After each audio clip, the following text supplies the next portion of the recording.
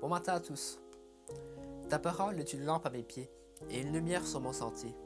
Psaume 119, verset 105.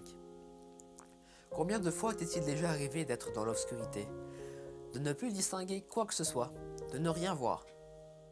Dans ces temps-là, le plus souvent, les petits font appel à leurs parents, et pour les plus grands, il suffit juste d'appuyer sur l'interrupteur.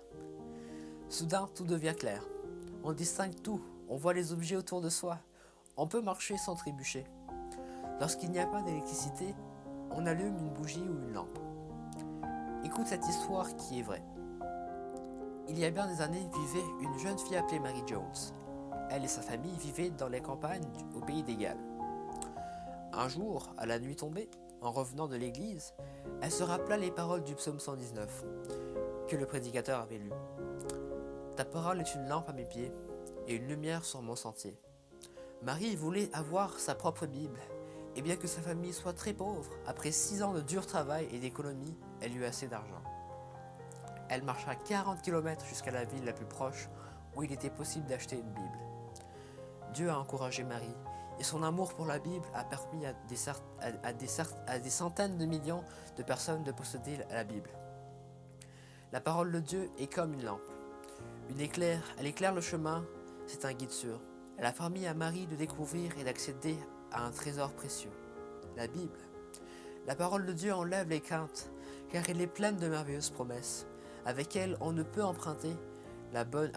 qu'emprunter la bonne voie. Elle nous aide à être reconnaissants et respectueux du droit des autres. Elle révèle la vérité qui mène à la vie éternelle. La Bible nous dit dans le livre de Jean, chapitre 1, que la parole s'est faite chair.